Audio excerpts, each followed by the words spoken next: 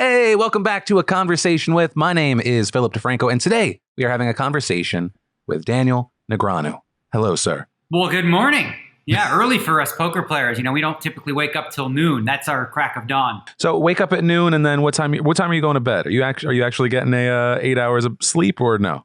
Oh, I sleep like a baby. I sleep 8 hours. I actually, now that I'm not going to the casinos or anything, I'm waking up at around 10. Usually hitting the gym by about noon. But I have a Whoop band. I've got an Apple Watch, and it's we gotta. I just recently got one. We gotta share our info. It'll look like I only exercise once a week because that is what I'm doing right now. So this is not a negative. You are probably the closest in age person that I've had on the podcast because everyone in my industry is a fucking baby. So actually, before I even do the spiel where I say, like, for people that don't know who you are, explain. At what point in your life, or have you maybe not hit it, because I know that you eat well and you take care of yourself, did you start feeling things like lower back pain or like, oh, my body isn't the same that it used to be? Have you hit that point, and when, and if so, when? Yes and no. Like, I'm actually in better shape now than I've ever been. But the one thing that I noticed was different when I was playing some indoor soccer with mostly younger kids. And I remember, I used to play soccer and I didn't feel like my legs were swollen. Like, they just ballooned up at the end of it. And I had to keep my socks on with my shin guard and ice it for hours. Otherwise, the next morning I'd wake up and feel like, you couldn't really walk. So that's something that probably happened for me about 5 years ago. Okay. And I just don't ever remember that happening to me when you're a kid. Like, you play, you run, you never have any sort of soreness. Like, you take some hits. I fell off of a bird scooter 2 months ago, and it took me 3 weeks to be able to like walk correctly again. It sucked. And then I tweaked my back 2 weeks ago, and I had limited mobility. I think it's less because I'm only 34. I think it's less that, and it's more I'm just not taking care of myself. So my joints are like, hey, you think you think you can do this to us and we're going to work for you? But that said, I was just wondering, for those out there, Daniel, that don't know who you are, how would you explain it if you gave a 30, 60 second spiel? All right, well, I'm a professional poker player. So a lot of people don't realize maybe that's something that you can do professionally. It's a form of gambling, but if you're good at it, you can make a living. And when I was a teenager, I grew up in Toronto, Canada. I started playing, snooker actually, and through that, met some people who play poker, and I was intrigued. I was always competitive, but I was never going to be an athlete with my frame. And, I noticed that the same guys kept winning, and I thought it was all luck. And so that intrigued me, as I said, and I started playing very regularly in Toronto, moved to Las Vegas, got my head kicked in because I was hometown hero that just went up against the pros. But eventually I figured it out. I went on to I was inducted in the Hall of Fame at 40, which is the youngest you can be. I've won, over $40 million in tournaments. I've been able to achieve the dream life that I always wanted as a teenager, which is leisurely, comfortable and, not having to do anything, basically. Like, my goal in my 20s and 30s was work hard enough so that you don't have to anymore. And right. And I'm there now, so I do it because I love it, That's awesome. Now, when I remember I watched your documentary on Netflix a while ago, but so yeah, you got started, what, you said at the age of 16? It was right around 16, 17. I was playing pool at around 14, 15 and, started around then. When I was about 17 or 18 is when I started playing regularly. They had these little roaming casinos in Toronto that would go from a bowling alley to a restaurant every 3 days. So you would just travel that sort of circuit, if you will. And then when I was, 21, 22, I was like, Vegas, got to go to Vegas. And Rude Awakening happened shortly after. So when, wait, what was the Rude Awakening? Well, I went to Vegas, right? I was 21, 22. And I'm like, when you're 21, 22, you think you're the shit. Yeah. You just do, right? Everyone who's 21 thinks they know everything. And not till you're 26 do you realize you knew nothing. And then when you're 30, you realize, actually, I knew nothing when I was 26, right? So I went there with, this just overly confident.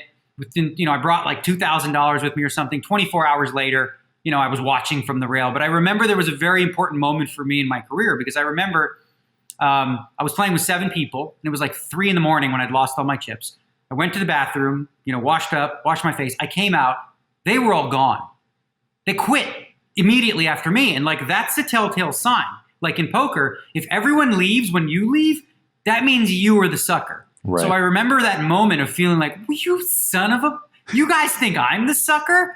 And I remembered each and every one of those faces and like vowed to myself that I would get revenge on them at some point. And one of them actually ended up being somewhat of a mentor to me. Hawaiian Bill, his name was. And like, you know, I remember him just crushing me, crushing my soul, you know, and then eventually I was able to become friendly with him and, you know, realize he's just doing his job. You know, that's just so what's gig. so going from like you're young, you feel like you're the shit at it, then you go against the pros. What's the stuff? What's the difference between someone that thinks they're good at poker and a professional poker player? Like is there like a single X factor? What is it? Yeah, well, that's a good question. Before I get, it's like I've heard the analogy and it just makes sense to me. Is like poker's a lot like sex. Like when you ask people if they're any good at that, most people say, "Yeah, I'm good. I'm either great or I'm decent or I'm good." Like no one thinks they suck at it, right? Everyone's like, "Yeah, I'm pretty good at that," right? Thing with poker is it just takes like anything, right? Like what you've been doing for as long as you've been doing. Mm-hmm. Like I'm sure like the first 3 months you did what you did, you weren't nearly as good as you were like years later, right? So it requires so much more experience, especially today. It's a lot harder to learn today than it ever has been. Well, it's actually, let me say it a different way. It's easier to learn. It's just more complicated. There's more access to different videos. Like I have a master class available, but like, so there's other people that will show you how to do it. It's just far more intricate. In the old days, we used to be like, you'd look at a guy and be like, you know what? I think he's got shit. I raise, right? Now, like when you hear people speak about the game with software and computer technology, it's like a lot more advanced where they're breaking down the mathematics of it to an extent that wasn't available when I grew up. So, okay. So you think at the high level, it's less about the bluff. It's less about the feel. It's more just the repetitions and even like maybe feeling the math and like feeling like, okay, this is what I know the percentage chance because of what I have in my hand. Yeah. So what's been created, it's not new. It's been a theory that's been around for a long time, but it's new in poker. It's called game theory optimal. Are you familiar with what that is? No. So game theory optimal means you're playing in such a way where you can't lose. So imagine a great example is, you know, Rochambeau, like rock, paper, scissors, right? Okay, so what would be like the game theory optimal approach to doing that, right? How often would you throw rock, paper, and scissors? You would go 1/3, 1/3, 1/3. Mm-hmm. If you do that randomized, no matter what the other person does, you can't lose, right? The problem though is you can't win either.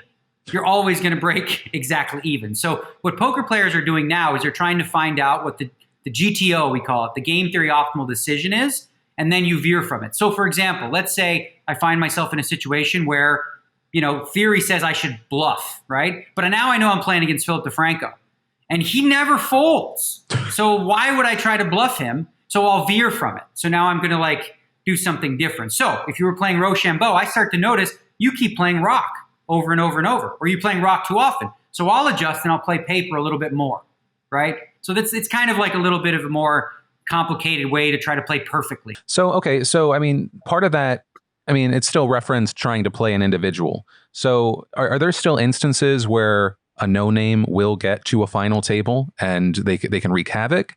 Or is that really not the case?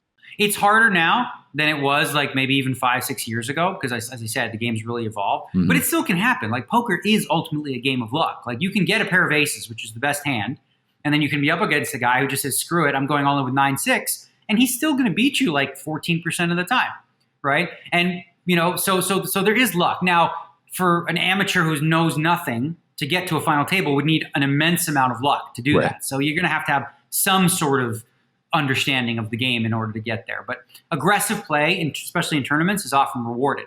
So if you had like coming to this wild man who just keeps bluffing a lot and going all in, if he has a good run of cards, or she, see, 2020, fixed myself. They, he, him, them, you know. Well, is it a heavily dominated industry? I didn't even think of that. Oh yeah. I mean, I think the numbers typically in a World Series of Poker tournament, you're talking about 3 to 6% of the field is going to be women.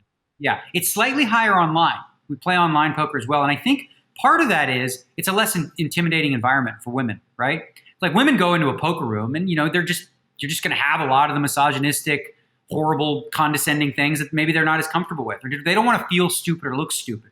Online, you have the anonymity. You can make your name like, you know, John Bull Strongman or something. You can just make up your own screen name. So there's a lot more women who do play online. And right now, I know that you mentioned beforehand, you're playing a lot more online these days because of the pandemic. Is it is it vastly different, or like you're saying, because of game theory optimal, like it's close to the same feel? Well, I mean, there's one key difference, which, should be obvious, is that, when you're playing live poker, you get to see the people. So you know exactly who you're playing with and you get to see their faces. And one of the things that I was always very good at throughout my career is reading body language and physical tells. So even though like the math says do one thing, I look at the guy and his nose is twitching, or, he's chewing his gum and all of a sudden he stopped like that. So I veer from that strategy based on that. So you can't do that online, right? So online, it's just all about the fundamentals. I just recently came back from Cabo, Mexico. I have been quarantined, and we sort of quarantined there as well. We didn't leave the house because they had the World Series of Poker online. So poker online has been booming as a result of, the pandemic. But, I think most people would like to get back to the tables when it's safe. What's on the kind of note of body language, is there like a beginner's way, if I'm going to sit down with a bunch of other amateurs, that I can stone face or bluff, or because one of my big things is my face betrays me constantly. And I don't know how to control it. And it's not even for me, just like poker. Were you just always like that, or what could I do if I wanted to try and bullshit? Well, one of the things, like, you're worried about your own tells, right? And giving off stuff rather than reading people. One of the things I did, especially when I was young, and I was very intimidated by all these stars of the game when I was like 22, 23, was I sort of, they put the 5 cards in the middle, right? So I would pick the middle card and I would just stare at that card. So like I wouldn't, when I bet my chips, after that, I would just focus on staring at the card and not moving, right? One of the things you can look for if you want to find in other people, sort of like an easy guide, is you want to look at how comfortable does the person look to you, right? Mm-hmm. So if somebody's very stiff, like a board, and all of a sudden, they're clenched up, they're more likely to be uncomfortable because they don't have a very good hand. If they're relaxed in their chair and their body language is like this, they're likely comfortable because they're not afraid that they're about to lose a bunch of money. So those are basic things. But as a poker player, you just look for whatever's different or unique in somebody. Like if you notice that all of a sudden this guy's been chewing gum the whole time, chewing. Now he bets all his chips and he stops chewing, right? What does that tell you? Well, that tells you he doesn't want to bring attention to himself. He's uncomfortable, so he's going into his little box because he's bluffing. Man, do you think that's the most common? The common thing is someone just they're just naturally tense. Is that like the biggest bluff? That's one of them. I mean, just like the intensity. You can even see it in their fingers. Like if you're adept at this, like when you press your finger against something, you can see the white on your nails, on your fingernails. Well, sometimes people will press their fingers into the table when they're intense and stiff. But yeah, I would say typically if you notice somebody stiffen up, like if somebody normally sits like this and all of a sudden they're sitting like this, it's far more likely that they're what we call weak, which means they don't have a very strong hand and they're bluffing. Sure. Do you play any other games besides poker? I don't gamble. I mean, golf is where I would really like gamble big because it's so much fun. It's like the best high ever is gambling on golf. As far as like non-gambling games, like I've always been a game player. I'm terrible at chess, but played that for a little while recently. Sure. I played Hearthstone, which is like an online game. Yeah. I was I had to quit. I really did. Because I got so addicted. I was spending 11 hours a day. And wow. This is insane. I'm like, it's, start at like 2 p.m., play a little bit. And I notice it's like, it's midnight. And they make it so easy. It's like on literally every device. It's like, do you want it on your phone? Great. Here you go. You going to sleep? Here you go. You got it. Well, I realized like, okay, so there's so many productive things I want to do with my time, right? And I realized the amount of time I was spending on that and the amount that I could be doing all these other things that I'm not doing because I'm doing that. And I enjoy doing that. It's fun, but I didn't find an easy way to do it in moderation. Because once you get into it, you're just like, woo, let's go. Yeah, I imagine, man. So outside of poker, what brings you happiness, man? What brings me happiness? I mean, so many things, really. Like my wife, frankly. Mm-hmm. I mean, first and foremost. Like I'm pretty lucky in the way that worked out. And I'll tell the story because it's relatively short. But she was the host of a show on Fox called The Big Game. So she was like, just the hostess. And, we flirted back then. We sort of dated back then. This is around 2008, 2009. And she was young, wild, and crazy, right? And I was like, in my early 30s, and I'm like, I'm ready to lock her down and do the white picket fence and marry her. She was way too wild for that. She was going to live the fast life, Hollywood life or whatever. So I bought her a ring, but I never gave it to her. back then. And we split.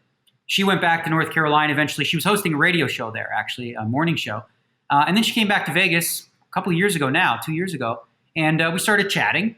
And we both evolved. We both grew up. And we were both at different places in our life. And we're like, I still have this ring. So maybe I'll just give it to you now. And within months, I proposed to her and we got married. So I'm so lucky in that, you probably, well, you didn't because you've been married for, you've sort of had your woman. But for a lot of people, you go through relationship to relationship and you learn what you want and you learn all the things you don't want. And that changes as you get older. And a lot of the things I thought were important to me cease to be important when I actually just love the person as they are. Sure. Yeah. Wait. So what kind of things were important that you realized I'm overthinking this? Well, I mean, okay. Well, what was it? Basically, like, that the person had to be like a go-getter, had to like go out in the world, be some sort of activist, or change the world in some way. Like, I thought that was something that was super important to me, or whatever. But ultimately, what I found was important was just like we both have similarities in terms of how we like to spend our time. We're both homebodies. Like, so this quarantine, as awful as it has been for most people, and I hate saying this because I feel like I'm such an asshole when I do, but it's been comfortable for us. Sure. Because, we're financially okay, and it didn't change our life all that much, except for going to like, hockey games and things like that. But one of the biggest things is she's independent, which I realize is number one. Like, I don't need to entertain her. Right. She reads like, 10 books a week or something like that. It's insane. I'm not joking. So she has her own time. I have mine. So I get to be myself, and then we have our time together. That's probably like something that I realized in the end, like I needed, which is just my little man cave time where I do my own thing. Yeah. Well, I think there's an overblown idea of you're my other half. And it's like, no, let's just be two whole people. I did read a book I think it was called The Mastery of Love, where it said for relationship to work, there needs to be 3 relationships, right? The guy's relationship with his life, the other person's relationship with their life. See, 2020, I did it again, the other person. And then how inclusive of you. And then the relationship together. Right. Because if one of those isn't working, then the other, like, so say, for example, my wife's life wasn't working as it is. She'll depend on me to fix that. And then that causes a burden on this relationship here. So 2 separate lives and a life together. It makes sense to me. So for you, because I looked, I mean, I've been aware of you for a while. I know that we DM'd like forever ago. Like, what do you want to do from here? Because like you even said, you've accomplished so much. You're in a very comfortable place. I did that unfortunate thing where I Googled your net worth. And so for you, like, what is the next thing that you want to do? Or are you just like, I'm just going to fucking keep coasting here because I'm still on like a nice upward swing hockey stick? Yeah. I wonder what that Google came up with, because they just come up with some random numbers. They come with some fucking random. I love when, like, depending on where you go, like for me, it's like, he's $3 to $20 million. And I'm just like, oh, good. Like a big range. Yeah. But yeah, like for you, what do you want to do? I mean, it's a little close to that. Like what keeps you excited? What's interesting question. Well, that's the goal. That's one. Like, I never get bored. I've never been bored. I can't relate to the experience. Like when people say they're bored, I really can't. I genuinely can't. Like, I always find some sort of new goal that I've set, some new thing that I'm doing. As far as like, say a few years down the road, I think, my wife and I have been married about a year and a half. So the next step for us is going to be bringing in children. And so we plan on doing a combination of 2 things. We definitely are set on adopting. We're definitely going to adopt, and we're also going to, have children of our own. And I imagine, you might know more about this than I do, that would change my life a little bit in terms of what time I wake up and, how much free time I have to chase the endeavors that I enjoy. Yeah, but I mean, it also even changes what you do enjoy. But also I would say, I'd say figure out the schedule, because 1 child and 2 children, drastically different. And then I've heard after 2, it's a lot of the same, but that it doesn't feel like it. There's 3, they outnumber you. It's scary. I would say when you said like you feel like you guys are homebodies, you're comfortable, I was like, I'm right there with you, except because of the kids, which I love the kids. I'm happy about them, but it's like, it's like, that's the only sense of responsibility that I have at this point. Especially just because they're very much not like us. They love going outside. They love running. They love being with their friends. And I'm like, as long as I got one good person, I'm great. Hey, it's just me interrupting my own podcast to thank one of the sponsors of today's episode of A Conversation With, DoorDash. We all know that life gets busy with work, the emails, the kids, the laundry, a million other things. Or we've got plenty on our personal to-do list. So why not give yourself one less thing to worry about and let DoorDash take care of your next meal? Ordering's easy. You just open up the DoorDash app, you choose what you want to eat, your food then gets left safely outside of your door with new contactless delivery drop-off settings. And with over 300,000 partners in the US, Puerto Rico, Canada, Australia, you can support your local go-tos or your favorite national chains. And right now, many of your favorite local restaurants are still open, some for delivery only even. So just open up the DoorDash app, select your favorite local restaurant, and your food will be left at your door. And fantastically, right now, our listeners can get $5 off their first order of $15 or more and 0 delivery fees for your first month when you download the DoorDash app and enter code DeFranco. That's $5 off your first order, 0 delivery fees for a month when you download the DoorDash app in the App Store and enter in code DeFranco. Don't forget, that's code DeFranco for $5 off your first order with DoorDash. That said, back to the podcast. All right, Daniel, are you game for some personal questions? I love it. Let's go. I'm wide open. Oh, wow. This first one. It's getting very personal, very fast.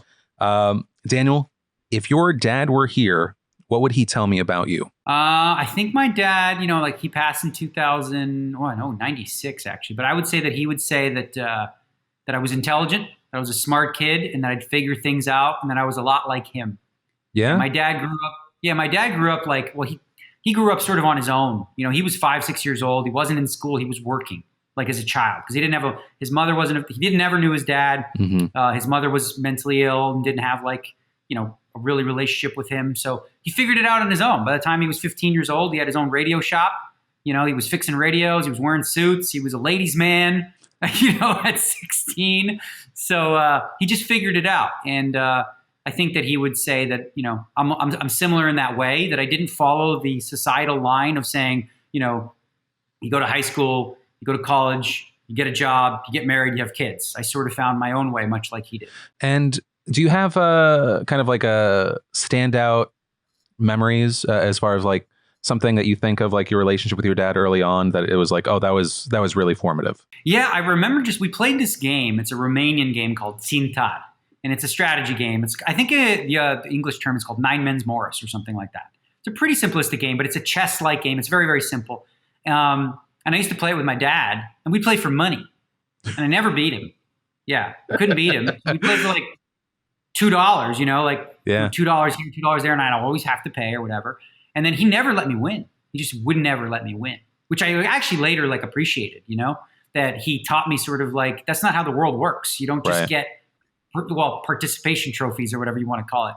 You got to beat me. And then I finally did beat him, for the first time. And it was just one of the most, I finally got what he was doing, he didn't let me win when I beat him, but he was sort of training me for who I become, which is if you want to win, you need to work harder. You need to be, play better. You need to, be at your best. So I remember, out in we'd sit by the pool, and we'd play the game all day. And I finally was able to beat him. And I just remembered being, I finally, one of those moments. Yeah. Just wow, my dad. Yeah. See, I was I had a very different experience. Our bonding was with video games, and because my dad would always I would hang out with my dad on the weekends because my parents were split up, but he'd have to work a lot, so I would play video games constantly. And so I actually I think if I wasn't doing my news show and it had been a thing in the past, I probably would have tried to be a pro gamer because when I was young, I was very, very good. And so I'd constantly beat my dad. And so I think I grew up with this overinflated sense of self. And every now and then, it's very opposite of what I have to do with my son now. As a child, I would let my dad start winning. And I specifically remember this one moment where he started winning and then I couldn't stop him. And I lost my fucking mind. I don't, if you look at me now, people aren't like, oh yeah, that guy is a screamer. He doesn't yell. That was probably the time I lost my shit. And I think ever since that moment, it was never give an inch to someone. It's never over. Don't take it for granted. And the only thing I feel like my dad taught me how to do when I was younger was steal. So I don't know. There's probably a better life lesson there. Maybe it's more cautionary. I don't know. Yeah, don't share, don't be giving, steal. Dude, real solid. I specifically remember my dad being like, "It's your number one. In your head, you always come first. And there's worth to that, but also at the same time, I feel like that's one of my biggest growth points in my 30s so far is thinking about we way more than me. Well, Yeah. a little more than slow growth. Yeah. All right. Next question. Daniel, what was the most challenging? What has been your most challenging experience and how did you overcome it? Yeah, well, I mean, we sort of touched on it earlier, but I would say that just making that trip, being like a superstar in Toronto, in the poker community there, and being the bull in a china shop where I could just destroy everybody there, and then going to Las Vegas and being humbled for the first year that I kept going, like they just kept kicking my ass. So I remember those moments where I remember, having just like $4 left in my pocket, walking back from the Mirage to my motel at Budget Suites, and just like sort of having that 15, 20-minute walk alone in the evening, asking myself, like, am I good enough to do this? Can I do this? Like, what is my life going to be? And I mean, I'm like 22 at the time, 23 years old, right? And so I didn't even finish high school. I didn't go to college. So really, I put all my eggs in this basket, and, going to Las Vegas, it was not going well for the first year. So I had several moments like that, but one in particular. And then I woke up the next morning and I was like, let's fucking go. Let's get this, and I really just felt inspired and ready to just put in the hard work in order to be able to beat them. And finally, after about a year, I think a couple of light bulb switches went off in my head. Or they're not switches, but you know what I mean? Yeah. And I remember, I finally got it. I finally understood what I needed to change in my game so that I could compete at that level. And what would you say your biggest flaws were at that point? Well, my biggest flaws were I had sort of this one narrow-minded view of how to play, which was, if you think of like a boxing analogy, for those who don't play poker, it's like constantly just keep throwing punches, just nonstop, right? Like the same punch over and over and over. It's like, okay, well, they're going to figure that out and they'll just dodge and wait for you to be wide open and just knock you out. So I had to learn how to sort of bob and weave a little bit and add a little texture to my game and not always be so aggressive and create a table image that wasn't so obvious and easy. So just adding texture and adding sort of like an overall balance to my game where, now all of a sudden I was like, man, he's tricky. You want to be tricky. You don't want to be seen as just like, easy to peg. Right. Is there a hand or is there a moment that you were like, that was the most unexpected loss that I've ever had? I don't know about unexpected specifically, but the one most impactful for me was 2001.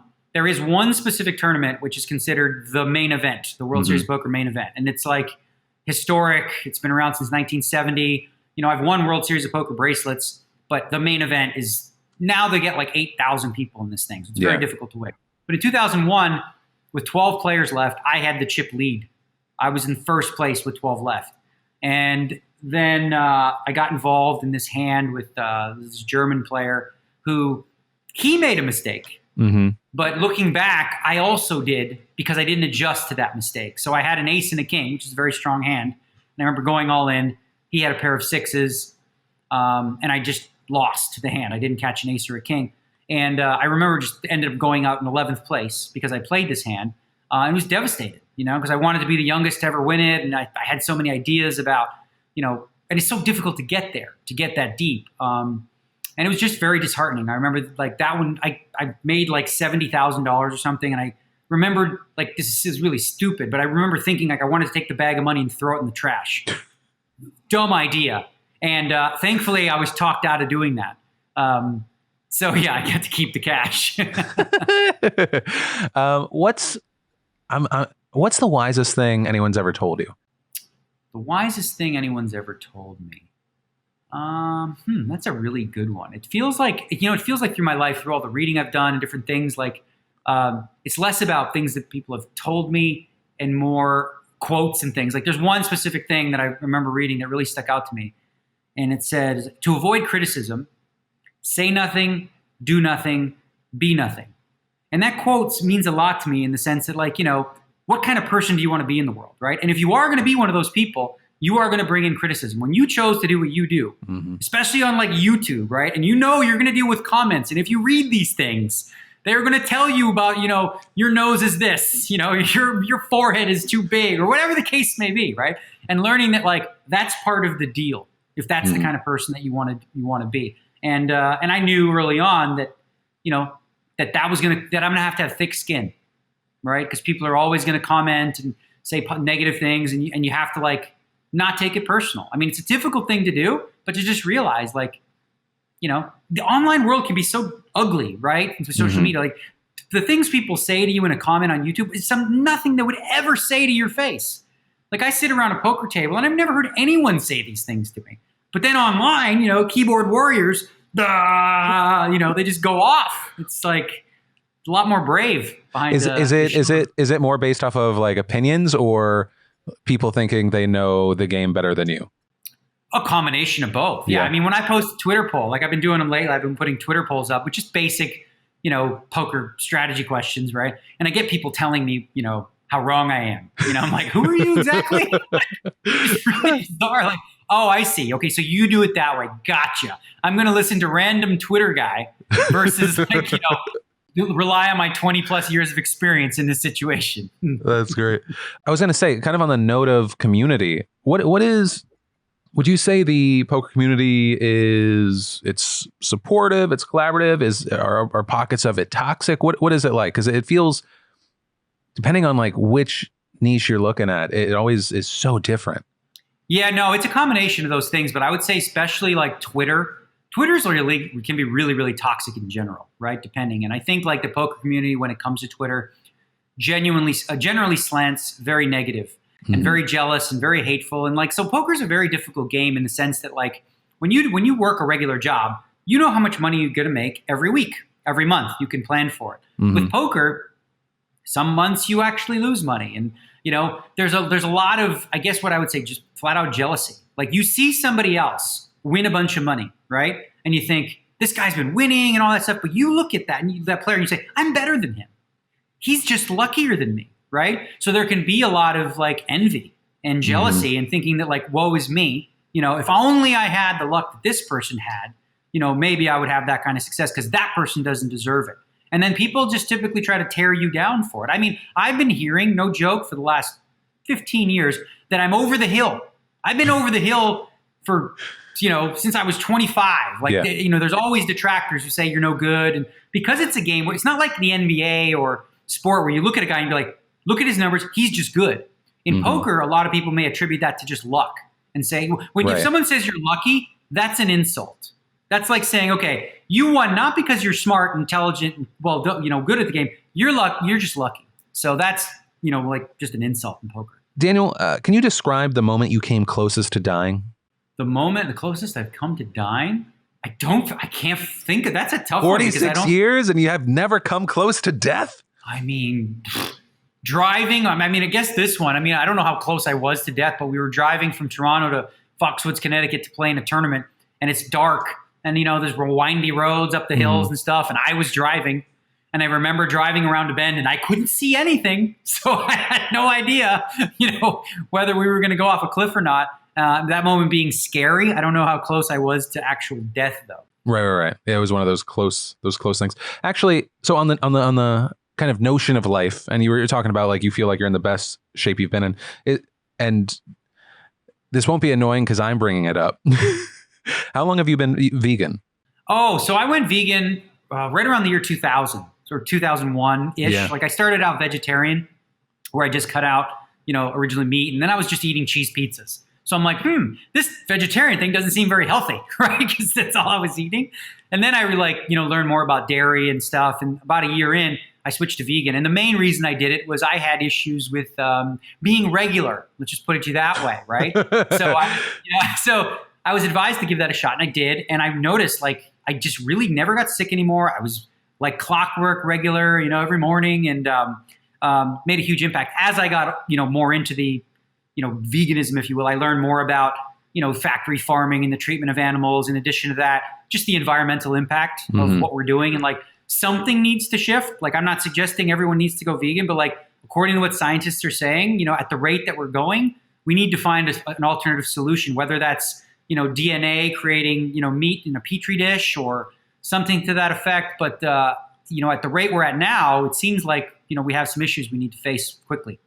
I do wonder if it is going to become more common, because obviously, like, I live out in California, everything goes through these like trends, but with veganism in general, it feels like it's getting bigger and bigger due to the likes of like Arnold Schwarzenegger, for example, like a guy that you never would have thought would have embraced the lifestyle, kind of like old school Gold's Gym. You just imagine that he eats like 2 tomahawk steaks. And now all these kind of ultra athletes. I'm listening through this book, Finding Ultra, right now, about oh my God, I'm very early on. I forget the guy's name, but he Rick Roll or something.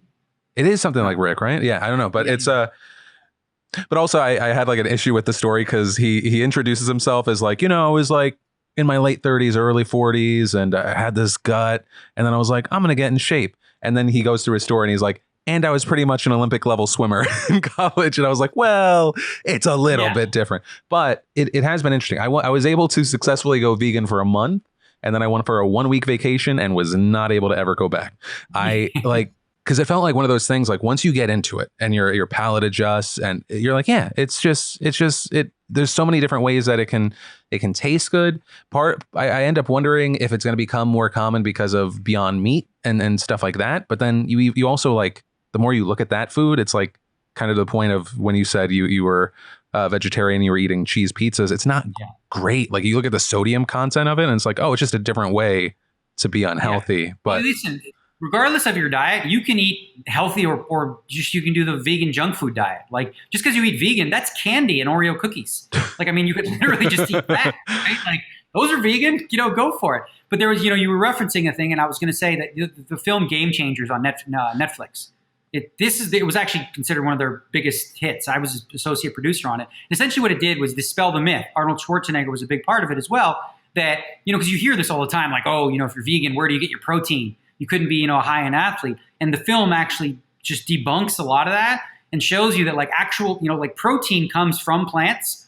Animals eat it. You can get the protein from eating the animal, or you can just skip the carrier and, eat the plants. There's plenty of plant protein available, and all the nutrients you could possibly use. And in the documentary, it shows plenty of people who made the switch who saw an increase in their athletic performance rather than a decrease. It's been a while. I think I remember watching it. Wasn't there some criticisms with the doc regarding the science?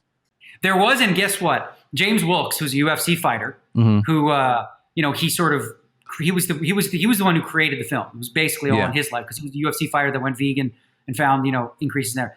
He went on the Joe Rogan podcast to debunk what somebody else went on there with junk science. And for all intents and purposes, absolutely destroyed the guy, right? Like, literally point by point, he came prepared with all of his notes. The science in the film is actually backed by the U.S. something. It's like, it's really legit. Like, everything he said in the film was really solid. So, like, but of course, with any film that comes out, you're going to get a debunk, and then you get a debunk of the debunk, and then there's a debunk of the debunk of the debunk, right? So, everyone's very passionate about diet, right? Like, everyone is, it's like a religion for people, right? Like, I'm a keto, it's the only way, carnivore, vegan. Everyone's so militant about it. And I think what we need to realize is, like, every human being is different. What works for one person doesn't necessarily work for the other, but you can do it right and you can do it wrong. Like, there's been plenty of people who tried the vegan thing for a little bit and says, well, it didn't work for me because of this. And I'm like, well, what were you eating, right? You might not have been eating the right things. You might not have been knowledgeable about it. Right? You're like, oh, I was only eating fruit. I'm like, why? There's plenty of other things you could have been eating. So, yeah, I mean, I'm not militant as a vegan. Like, I get it. My brother eats meat. My wife is mostly vegan, but she'll eat meat occasionally, and I'm okay with that. Like, I don't want to push that on other people. I know it works for me, and I certainly believe it's a healthy lifestyle. Like, when I go get my numbers checked every 6 months by my doctor, he literally, maybe he says this to everybody like Trump's doctor, but he says, like, your numbers are pristine. You're the healthiest client I have. They're beautiful. They're gorgeous, fantastic, Actually, wait, just because you mentioned the name, are you nervous for the end of the year? Incredibly nervous. Yeah. I mean, I feel like we already know what the script is going to look like. Like, this is going to happen on election night. The way that the map works out, it looks like he will be able to, early on, before the votes come in, declare victory. So on election night, he will do a victory speech to all of his base. He will tell everyone in the world, I am the president. I won the debate. Of course, I won the election. Then the votes will come in. The mail-in ballot votes will come in. You will see that Biden got more votes, right? And then he's going to contest, and he's going to try to negate all the mail-in ballot votes as being fraudulent. and fake. And he's already setting himself up to do that. So like he's already telegraphing what he's going to do. And so I think we're going to have a nightmare on our hands with that, because his base and his believers will buy into the idea that the mail was rigged and that Trump won. And he has already said recently and several times that he's not sure if he will commit to a peaceful transfer of power. So I think there's a lot to be nervous about in this country. I mean, it's so divided. I had friends that I hadn't seen in a while, and I'm like, oh my God, you're one of them. Like, just, like he fell down the QAnon rat hole. Like so many people fell down that rat hole and they don't even know. Like I asked him, I was like, do you even know what QAnon is? And he's like, I don't know what that is. I'm like, literally all the conspiracy theories you just rattled off to me, that, Bill Gates is eating children with Ellen DeGeneres and Oprah at like baby eating dinners. Like that all came from there. So it's like, it's really scary when you see somebody that you considered relatively intelligent go down that rabbit hole and you're like, wow, amazing. Daniel, I'm horrified by what the fuck this is going to look like. But it's sad. Like politics is at a point now where it's all about characterizing somebody as something. Yeah. He's Sleepy Joe now to these people. They believe he has dementia. They believe he's in decline. And there's no rationale. There's no way you can really pierce that. I remember I used to have political discussions with people who had different views, like Republicans and stuff. Mm-hmm. Very peaceful, friendly, could have dinner, have drinks after, it was fine. Those days are gone. There's no more. There's nobody's going to budge. There's no sense of like compromise or saying, I see your point, but I also agree on, what do we agree on here? It's never a question of like actually listening to what the person says. It's waiting to hear what talking point Fox News or MSNBC gave you to repeat back to that person. It's really unfortunate. I don't see it getting better. No, I mean, I agree with you. I would say, yeah, and probably around 4 years ago, I very much would have the argument of, I feel like there's like 20%, and then a bulk of people that end up just gravitating depending on like where the country is or where they're personally at. And now extremism on one side then lends people to go like, oh, there is no middle ground. And I would say the last year has been this fight over 10% of people that either, I think, don't know, maybe they just don't pay attention to the news, because it's very easy to feel like to look to Twitter or to look to a Facebook and be like, this is what the world is right now.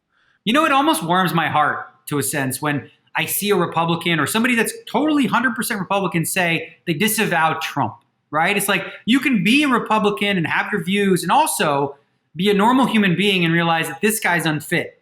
Like I would think that, we could do that as well. Where if we had somebody who represented our party, if you will, that was just off his rocker, that like we could also say that. It shows like, I don't know, I always feel like some sort of like, aw, good for you, for not just like towing the line. Yeah, but I think it's the first time in my life that, because I don't know, in previous elections, I was like, okay, one thing or the other is going to happen, and we're going to be okay. Like, this is the first time it doesn't feel that way. The dangerous place we're at is like Trump's embrace. He embraces these conspiracy theories, and he's actually a master. Oddly enough, of all people, Rush Limbaugh got this right in calling Trump a master at this. Like, he never says he's able to sort of promote these conspiracy theories, but he never actually says he believes in them. So he'll say, people are saying, or I heard that people say that this is happening. So now he puts it out there, but he doesn't have to attach the fact that like he believes it or whether he does. He just knows that this benefits him, and this chaos that, Putin looks to put across the entire world in a lot of countries to sort of create sort of a false equivalency with the whole world is really been effective. And I think that we're at a place in America where people are tired, sick of it. Like every 3 days there's a new scandal or whatever. And it's a lot of people just have, what's the word, where you're just like over it, you're just done. Hey, it's me again, here with another shout out for one of the sponsors of today's show, Upstart. Everyone's looking for a way to be more financially secure, especially now. So if you find yourself throwing money away every month at high interest credit card debt, it is time to check out Upstart, because it's the revolutionary online lending platform that knows that you're more than just a credit score. They offer loans from $1,000 to $50,000 so you can consolidate your debt into one easy fixed rate payment, and it is completely online. Upstart can reward you based on your education and job history, but You don't need a degree or diploma to apply. Upstart makes it fast and simple to check your rate without affecting your credit score since it's just a soft pull. The hard pull only occurs if you accept your rate and proceed with your application. And the best part, if the loan is approved and accepted, most people get their funds the very next business day. Over 400,000 people have used Upstart to pay off credit cards or meet their financial goals. You can free yourself from the burden of high-interest credit card debt and go back to using your money your way with Upstart. So, to see why Upstart has a 4.9 out of 5 rating on Trustpilot, just go to upstart.com/DeFranco, find out just how low your rate can be, and checking your rate only takes a few minutes. Again, that is upstart.com/DeFranco, and as a disclaimer, your loan amount will be determined based on your credit, income, and certain other information provided in your loan application, and not all applicants will qualify for the full amount. But with that said, thank you, you're welcome, and back to the podcast. Okay. Shifting gears. What are the top 5 qualities that you appreciate in a person? Top 5 qualities. I think easygoing is a big one. People that are just easier to get along with, not dramatic. I would say I like charisma. I like people with charisma. That's part of why I was drawn to your show. There's a reason I do jump cuts. It's weird though, because it's like it used to be like a character, and then I just became that character. Like it's weird. I mean, I was much the character was much more of an asshole, and so it's more just the delivery style. But yeah. So that charisma. I think people that are well spoken. I really enjoy having conversations like this one, or some stuff like that. I guess people that are, that are giving, that are, I guess easy, that all goes down the easy going road too, though. Like, I mean, I know some wealthy people and rich people, and it always boggles my mind when they'll go to dinner, 3 or 4 of them. And, a couple will be like, well, how much did you have the salad? Well, you had a Coke. It's like, this is really a thing. Like you guys, it's like the bill is like $80. You have $50 million. Like it's amazing to me that someone can attain so much wealth and still be a nickel and dimer for little things like that. I can't relate to that at all. And I guess it's probably why I don't have $1 billion. But I don't want it's all those lunches. It's all those lunches you've been paying for. Yeah, it must be. Yeah, it has to be that. No, when I was growing up, there were 2 levels of success I ever thought about. One, I was immediately successful if I could ever own a jet ski. That was immediate success. And then secondly was being able to just pay for meals. But it didn't come from a place of, it literally just came from a place of impatience. One of my first experiences out in LA, and YouTubers weren't getting paid at that point. So it wasn't like anyone was actually had a ton of money, but it was we had 12 people at a table and everyone's trying to split the bill. And I was just like, oh my God, I didn't even have, I think the 2 of us ended up just paying for it because we're just like, this is so fucking stupid. I hate it. It's an absolute shit show. For the poor waiter, if you say can we get 11 separate bills, please? And that's the thing is because I've been a waiter and had to split something 10 ways. And it's usually I would say it's usually young kids. I would lose my mind though if it was it's just especially if it's someone that you talk about that is a billionaire or a multimillionaire. And you're just like, really? Okay. Promoting gambling here. I mean, I don't know if you've ever done this, but one of the ways which a lot of gamblers do it is if 5, 6 people go out to dinner, we play a game called credit card roulette. Mm-hmm. Are you familiar? So basically everybody puts their credit card in a bag, and then, you pull them out. The last one in the bag pays for the dinner. Do you ever feel like because you have money now, it kind of disconnects you from regular people or who you were before? Not really, because, even when I didn't have money, I still acted and spent like I did. I was very foolish with my money. And it's part of the reason, it's part of the reason I went broke so many times as a teenager. Because I would be like, okay, here, I would loan somebody 80% of my net worth. Here, yeah, go ahead, take it. Oh, you're not paying me back? Great. Cool. And then, you spent the other 20%. Now you're broke again. So as far as I guess relating to the struggle of what it's like I still remember what it was like for me when I was in Vegas and had very little money and had to depend on others to maybe help me out or, loan me and stuff like that. So I've always had empathy for that. But, I'd be lying if I said I could fully relate to the struggle, especially now that people are going through where, in a lot of cases, they lost the job through no fault of their own, right? So they lost the job through no fault of their own, don't have a way to pay their rent and, or have to feed their kids and stuff like that. And I think to myself, I'm like, and I was a big supporter of his, think of what Andrew Yang, with his UBI, which is a universal basic income. I'm like, it's amazing how it takes tragedy sometimes to look at an idea and go, that's a good idea. Because right now that would be like, when you think about that specific person where you have, let's say, a 2-parent household that do work, they both have jobs, but then, the pandemic wiped out their jobs. They have no way to pay for anything now. Like, what do we do with those people? Like, what do we say? Like, well, you know what? If they would just work a little harder, they'd be okay. Like, work where? There's, like everything's shut down and stuff like that. So I think, I don't know. Yes, I mean, but again, it would be hard for me to relate. Yeah, I mean, I feel you on UBI. I mean, obviously, the more and more you go into the specifics, then it gets complicated. But yeah, I think the pandemic, among other things, it revealed the scale of the lack of a social safety net.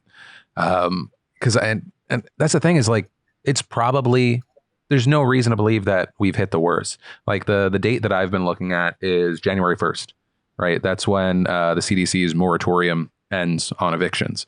And I was looking, there was an article by Vice about, it's just so fucking horrible. Think of it like Uber, but you help evict people from their homes. It was this place called Civil. And it was essentially like, the way the article was written, I need to look into it a little bit more. The way the article was written, it was like very much like, hey, there's going to be a surge of these. Do you want to be a part of that? So rather than being a part of the gig economy of like an Uber Eats, Postmates, something like that, evict people out, make sure that someone doesn't try and take stuff after the house has been shut down. And I was just like, Jesus Christ. I feel like everyone talks about 2020 as like the dark year. It's not like there's a reset button. Like I think that's, yeah. And even before 2020, everyone was like, oh, this fucking year, man. It's just going to keep. Yeah, but I mean, like, how do you get out of that, right? Because like you look at, say, New York as a city right now, they're already struggling, right? Because obviously they had their big lockdown and stuff. And, right. That's a very restaurant-driven, city. But like winter is coming, like for real. Not just Game of Thrones winter is coming, but like the real winter is coming. And like during winter, they're already struggling. Like less people will go out and stuff like that. Like, so more and more restaurants shut down. And they're like, what does New York look like? If it becomes like that, and how do you recover from that? Like, whoever is going to be leading the country through the next few years is going to inherit one of the worst situations we faced since maybe the Spanish flu or something like that. Yeah. Daniel, how do you seem pretty even keeled. How do you deal with conflict?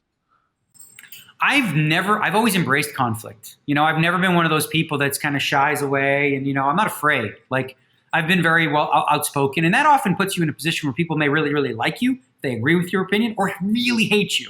You know what I mean? Like, there's no question that if you're on Twitter, right, and you're like a name in any way, shape, or form, talking politics will alienate certain people. Yeah. And they will go from saying, I was a big fan to I hate that guy. Mm-hmm. So that leaves you with a choice, right? Avoid it completely, sort of sell out to the idea that you don't want to be who you are, or just say, you know what? Comes with the territory. And that's kind of always how I've lived. Like, I've never been shy about sharing my opinion, whether it's right or wrong. And that's something I've always appreciated about, watching your newsy type show for many years. Is just, how you're just willing to just say what you truly believe, and you're not really worried about the backlash so much because it's, your honest thoughts. And I think, like, if the whole world did that, I don't know if we'd be in a better place. Maybe it'd be worse. Yeah, I don't know. I mean, I appreciate the notion of like not everything has to be politics, but everything is right now. Like it's in every facet of life, unfortunately. All right. Next card we have, how are you most like your mother and how does that scare you? Oh, I would say, I was a lot more like my father than my mother. But I would say the one thing that my mother had about her that didn't work, that I consciously tried to avoid being, is stubborn. Stubborn. Right? Like, stubborn in a sense, like, you have your certain way of doing things, and that's just the way. Like, little things about, and it's actually like something I'm very conscious of with my wife, because I'm very anal with where things go. Like, this needs to go here, this needs to go here. She's a little more free-spirited, just like, just let it be, like that. And it's like, it could be irritating, if I let it get there. And sometimes she'll say like, well, why can't we put it here? And I'm like, because it goes there. But I'm like, well, why does it have to go there? Like, if she wants it there, what's that going to do? Like, even just on my kitchen, I have like certain things for breakfast, like this, some oats and stuff, and I have a place for it, right?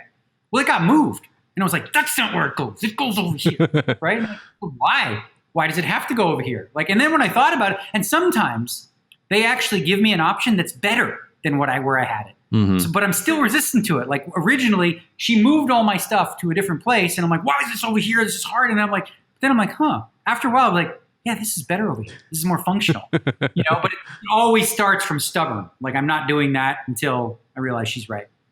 Man, I mean, even just that question, it's one of those, do you remember the first moment, and maybe it's more related to your dad. Do you remember the first moment as an adult where you were like, oh, I might be just like them in this way?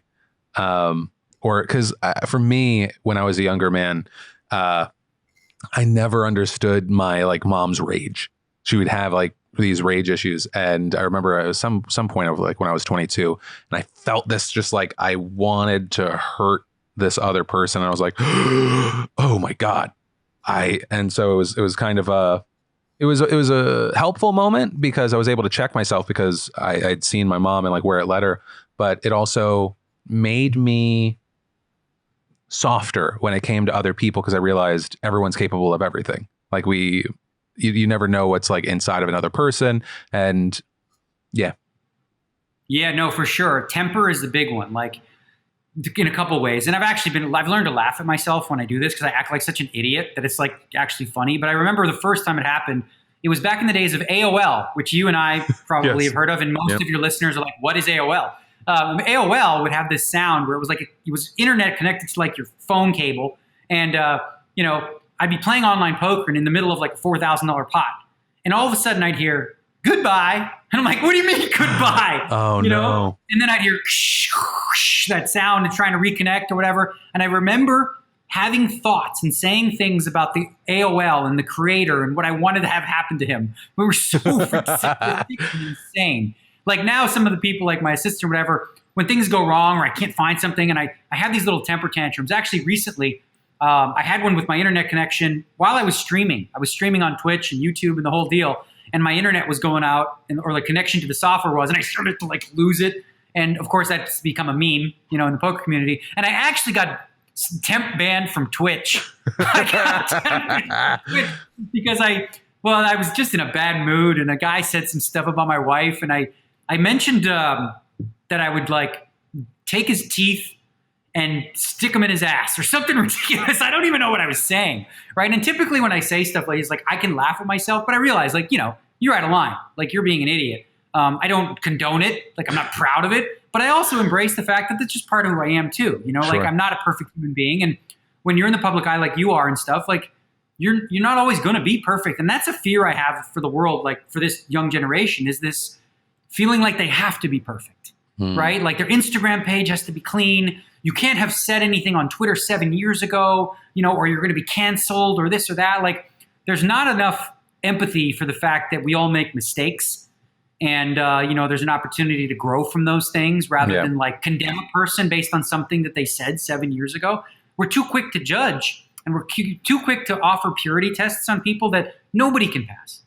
No, I mean, I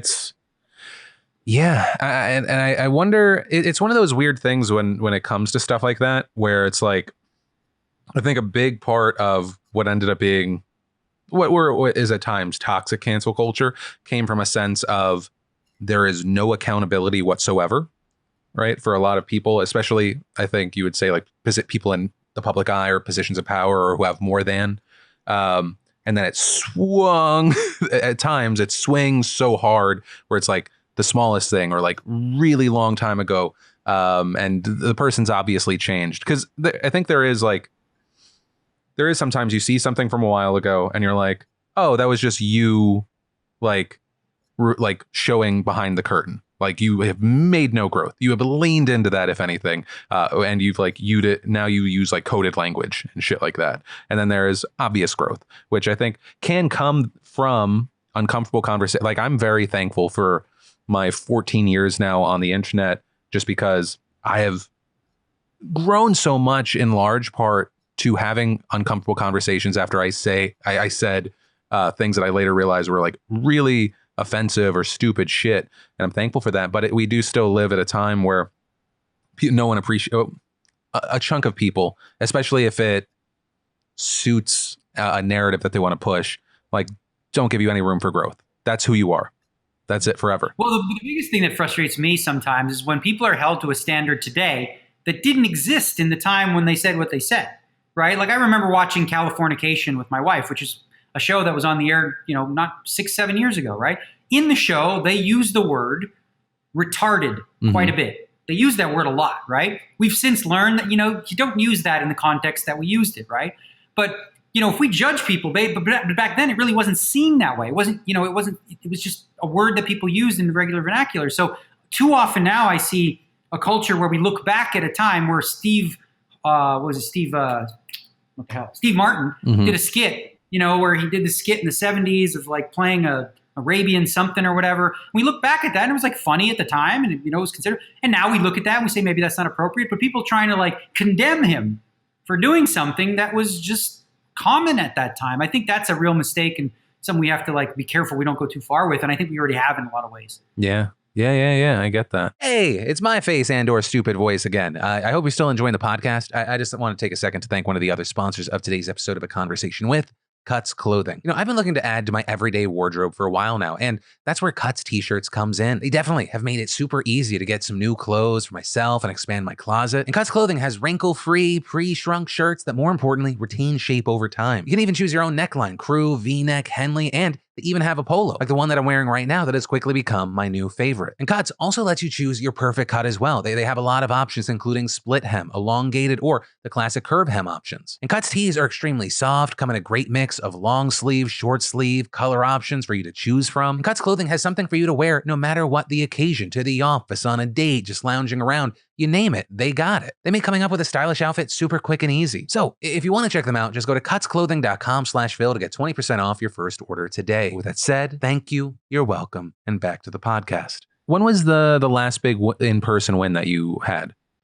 The biggest in-person win? Yeah. God, I don't even remember now. Yeah. I mean, like first place is hard to get, right? So like I look at wins like last year in the World Series of Poker, I won 1.3 million in one tournament, coming second place, right? So but obviously this year, just playing online, there haven't been many big wins. So the reason I ask about that specifically is when that happens, do you still get a rush or you just feel like you didn't fail? Yeah, it's funny you say it that way because it's more like a relief. Yeah. Like, oh, thank God, thank God I didn't screw this up or, it's over. I remember when I was very young, actually around 2004, I won everything. Like I was without a doubt at that time, 2004, when it comes to tournament poker, I was the number one guy, won everything. And I remember at the end of the year, after winning everything, Player of the Year, World Poker Tour Player of the Year, I won it all, right? After that was over, I remember it being Christmas, right around that time, and I remember feeling down, like not depressed because I've not really depressed, but feeling unfulfilled, if you will.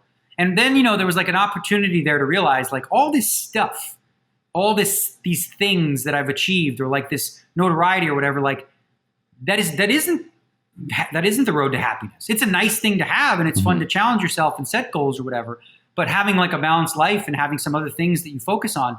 I remember like learning that when I tied my sort of the way that I viewed myself to how well I was doing in poker, that was a recipe for disaster. Because if things are going well, okay, I'm happy about who I am. But if things are going poorly, I'm not happy about who I am. Like you can't do that, especially in a game like poker that requires so much luck. Like there is skill, but you can go long stretches where you don't, have success. And if you allow that, and I've learned now that I'm, 46, like I give less fucks than ever, like what people think, right? If you like me, great. If you don't like me, that's okay too. But I realize like when you're in your 20s, it matters so much more than people even realize. Like being liked by people. It is at the core of what social media sort of depends on, I think, in a lot of ways with Instagram and stuff. It's like, why do people do this? Why do people share what they had for lunch? Like, why would anyone ever do these things? Like, it's all about setting, like, look at me, my life's great. I don't know. It's weird. Yeah, it's very hard to figure out the why. I mean, sometimes I share stuff and it's like,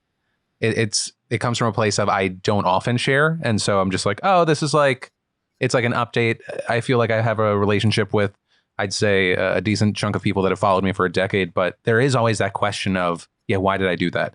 But when you say that it was more of a sense of relief, is that because you don't want to be viewed by others as coming up short, or it's like you have a certain standard?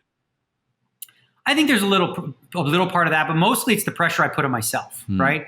Like I've always been a big time goal setter. I love setting goals. I love, achieving things. But truthfully, genuinely, the joy comes with the journey, less so than the actual result. Like I genuinely believe that's true. Like as long as I did all the things that I set out to do in terms of like my plan, whether I got to the finish line of whatever goal I set is less relevant to me than the integrity I had of like actually following the program. Maybe the program wasn't right. Let's say if it's a fitness program or something like that. And I set a goal of being able to do something and I wasn't able to do it. All right, well, maybe I need to adjust the program, but I take pride in the journey of getting there, if that makes sense. Like I don't focus on results. And you learn that with poker. You learn how to think in such a way where you focus less on the result of what happened and more so on the actions you took. And did they lead them? Or like if you said you were going to do A, B, and C, and you did A, B, and C, but you didn't succeed, that you succeeded because your goal was that you said you were going to do A, B, and C. You did A, B, and C. You didn't achieve the goal that you set out to do, but that's okay. Now you maybe have to adjust, like learn like what didn't work, what was wrong with my plan, how can I adjust that, how can I be better, the next time I try something like this. But I love doing that. It's why I never get bored because I've always got something that I want to improve at or I want to get better at in different aspects of my life. I mean, so with you being a poker player, right? Obviously it's gambling. There's risk involved. Do you just have like money managers and maybe you angel invest, or do you actually like, are you heavily involved in the stock market or anything like that? I am so stupid when it comes to money. Like I'm such a complete freaking idiot. Like I know little to nothing about any of this stuff. I have some of the BD coins or whatever you call the Bitcoin. I got some of the BD coins. The BD coins. I got I got some investments in like a Morgan Stanley account, very safe, municipal bonds, whatever. But like it took me a long time to get there. Like my agent guy, he really tried to get me to like, let's put some money away. Let's just do this and like have it work for you. And I'm like, once I saw how much money you can make just by putting it here, I'm like, how is this legal? Yeah. It's I have really rough feelings. I have really conflicting feelings about it of just because I probably am repeating myself on a podcast again, but it's like I grew up very much of like hard work is how you make money. And then you're like, oh no, you just accumulate by already having. That's the easiest way. It's insane. Like, so, I mean, I'm going to use a big number because it's just relevant, but like, say for example, you could put $5 million into this account thing, right? You just let it sit there, right? All your bills, all your expenses, everything that you would spend an entire year is covered. Like you don't have to do anything, but just leave that money there and it just churns. And it feels like, I do it because it's, smart investments like everybody else, but it feels almost wrong that just because you have that money you can put there that like, you can just make more off of it. I don't know. I don't know how it works. Like I said, I'm a complete idiot when it comes to the market and money and all that stuff, which is surprising because a lot of poker players are very invested in this sort of stuff, especially cryptocurrency. But I never cared. The truth is I never cared about money. And I believe this wholeheartedly that if you want to do something in a career or whatever, and your goal is to be wealthy and not because you love doing what you're doing, you're very unlikely to succeed. The only way you're going to succeed is if you actually really enjoy it. Like if you didn't enjoy what you were doing, you would not have made it this far. You wouldn't have made it to where you were if you didn't like it, because it would be obvious to the audience that you're like, like you're being burdened with this making videos. I feel like my audience likes when I'm at that point though, because with what we're doing, it's like, oh, we're just talking about insanity again. Here we go. But I think it's okay though, because I think a lot of people are like, yes, that is exactly how I feel too. And being anything but, it's like, oh, you're just putting on a face. Well, yeah, but I mean, I hear so many people, like I always have this conversation with them, like when they want to be something, I'm like, okay, what is your end goal? I was like, I want to make a lot of money doing it. I'm like, all right, for what? Like a lot of people, they set a goal like, I want to make a lot of money. Okay, but for what? What do you want the money for, right? Because there's always if you don't really think about that, then you're not really clear. Like, what do you want to do with that money? Just have it? For what? Just to be, is it for status? Is it so you can travel? Like, I think it's worthwhile to ask yourself, not just like why you want, not only what you want, but like, why is it important to you? Like, what will it change in your life that makes it better? Yeah. And I mean, I think outside of feeling comfortable and like knowing I got the roof over my head, the people around me are taken care of, once you hit that level, then yeah, I think, unfortunately, I think in my industry, a lot of it is fueled by looking at other people who, as part of their job, heavily share. A lot of people heavily flexing because it's like easy content that a lot of people view of just like, look at my new cool shit.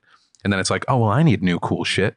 I try to cap myself to only buying stuff that Casey Neistat buys. that's my rule. I'm like, okay, do not. He's just like a big vlogger, but he like I saw he got this bunch bike, and I was like, okay, that looks really cool. I can ride my kids around, and I'll do that. But I'm not gonna like buy a new car because I see other people do it, and you see a lot of that. I have a question for you that's sort of along these lines because I've always been curious. Oh, go for it. Yeah, so like you're basically like an OG of YouTube videos, right? And obviously there's like a whole bunch of, people that are doing this now. Like, how do you just sort of deal with that in a sense of like, okay, so you've been doing your thing and now you see new people doing things that you're like, oh, whoa, I think they might be doing this better than me. Or sure. Is there any sense of like envy or jealous or, why is their audience big for these? Like, do you, I don't know, how do you handle that? No, I mean, you got to just like, the comparing your shit to other people's shit, especially in this industry, you got to cut that out as fast as possible. Even if you like, it slips through, suppress it, because there's going to be someone that you're going to view as doing an incredibly lesser amount of work, getting incredibly more.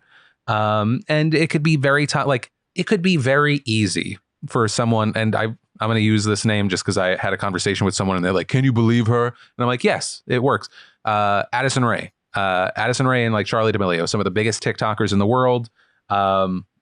If they don't have a net worth right now of 10 million plus, it's around the corner. Like they're just too big.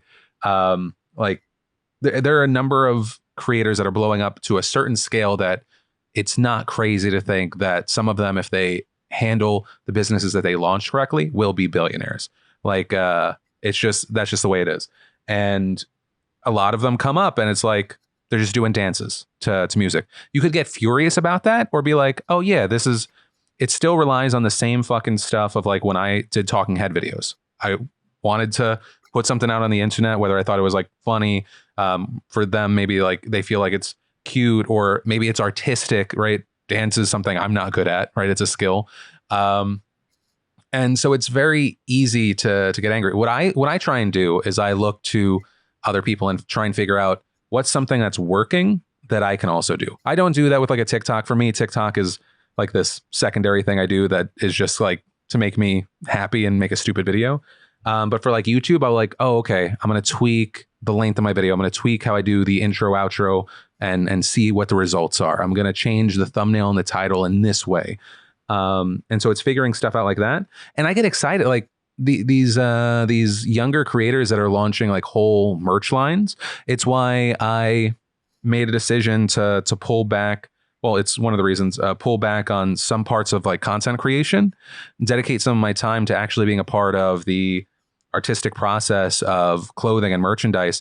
And then that's actually a thing that excites me, is then seeing the impact it has. Like, so we just did 2 massive runs and I feel like it's something that I'm pretty good at. It's something I could get way better at. And it's like, I really, all of a sudden I think, yeah, I could have not just a merch line, but actually like an apparel company. And that's very much inspired by some of these younger creators that they're doing things a certain way. Everything that I've done has kind of been a raw version of what's made me successful. And a lot of these people, they have it down. And so you try and learn. I think it's interesting. I mean, I think it's interesting because I think it's human nature to do the comparison thing, and it's really a bad idea. Mm-hmm. For example, like the simplest example, I remember reading it in a book, was like, imagine you were just given a promotion at your job and a salary that you love. You go home, you celebrate with your wife, you're as happy as you could ever imagine with the money. You got more than you expected, and you're doing better, right? Then you go into the office the next day, and this other guy who does less work than you, is under you, got a better promotion and even more money. So you go from being so happy with what you have, right? And you're like, I can't believe this, to looking at this and thinking, well, this isn't fair, right? Meanwhile, if you just were like, just took it where it was, you'd be fine with it. But I think it's human nature for us to compare not only to other people, to ourselves, like our previous selves or, our future selves, whatever. It's a dangerous game we play that never ends well. Yeah. I mean, I feel like very fortunate that anyone that I come across now, it's been a relationship where everything's either win-win or no lose. Like people just help. Like, I got a relationship with Snapchat because I messaged someone. I was like, hey, that's really cool that you did that. And they're like, oh, let me hook you up. And it's like that. There was a period of time on YouTube where I feel like that didn't exist. And there's probably pockets where it doesn't because it was very community oriented. Then it was business, business, business. And now I think it's gotten to a place of, oh, we're all doing relatively well and we can help one another and it doesn't hurt us. Yeah. And so that's been nice. I feel like, and maybe it's also just because I'm not, it's easier to like someone when you're not around them all the time. So I get to be, actually on that note, as a 46-year-old man, I'm going to always mention your age. How many people in your life do you say are close friends? Close friends. That's actually a good question because things do change, right? As you get older, I would imagine, you probably, develop a lot more friends when you have kids because you do events like with the kids and then you meet their parents and sort of engage that way. But like at 46 with my wife, like we stay home, we do our own thing. And this is odd to a lot of people, but I'd say my closest friends are people that work for me. Right. Okay. And people are like, well, that's weird because like you have a bunch of people who are being paid to like you or you know what I mean? Like, it's like, oh, they're just paid to agree with you. But really, no. I mean, the people that I chose to work, for me in my life are people that I like anyway and enjoy their company. But I'm not that many. Like, I've always sort of had a lot of acquaintances and a lot of people that I consider friendly. But I've never been that guy that feels like, oh, my God, he hasn't called me in a month. I'm so hurt. I'll see guys that I grew up with in high school that are like really, I consider like brothers and haven't talked to them in 3 years, but we'll talk to them and like nothing's changed. Right. But I don't feel a need to be in a friends group where it's like, we're all doing things together and all that stuff. Like, and my wife is identical. So like I have one friend who's super important to me and that's my wife. Like she's my best friend and everybody else plays second fiddle to that. That makes sense. Yeah. I was like, at this point in my life, I would say I have one or two. And the only reason it's or two is because they're out of state now. And so it's like that. It's hard to be very, very close through text and FaceTime and shit like that. Daniel, I feel like you've kind of touched on this a little bit, but how would you ultimately define success? Ooh, that's a great question. I always tie it to, and I sort of, like you said, answered it. I tie it to the word integrity, which is my favorite word because it means so much to me, not just in terms of like how you deal with other people, but how you maintain your integrity to yourself, right? And I believe a successful life is one where you, as often as possible, do the things you say you're going to do, right? Like if you actually imagine the life that you could lead, if you like wrote down on January 1st, all the things that you say you're going to do through the year that'll make you happy or whatever, and you do all of them, right? Whatever those things are and whatever the results are. If you constantly are doing things like showing up on time, making sure that your word is your bond to other people, like I imagine you would avoid a lot of heartache and a lot of pain and have like a life that works for you and whatever that is, for people, like, because everyone has different interests and things they want. But I really believe that success is driven by integrity in terms of just always, again, you're always going to fail, right?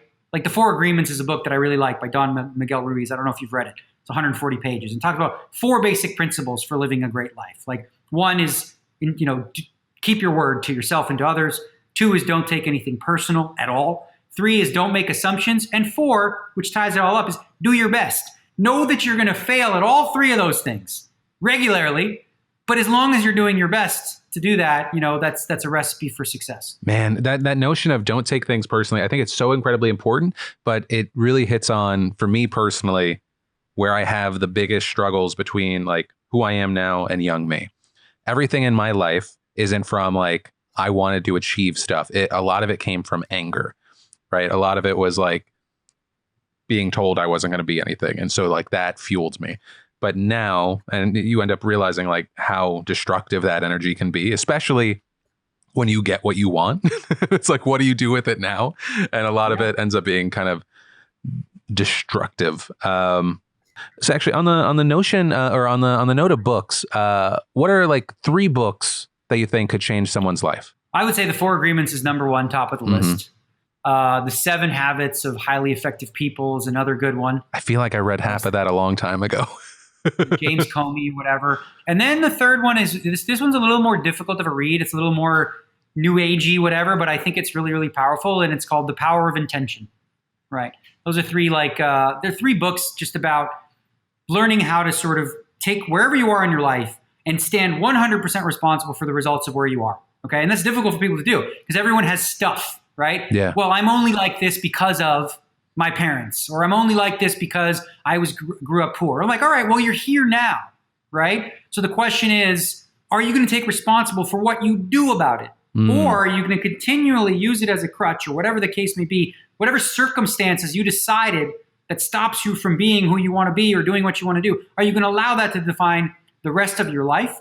Or are you going to choose to take full responsibility right now and design it in the way that you want to design it, whatever your life design is?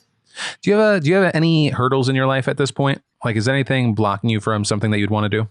I can honestly say that I feel pretty #blessed.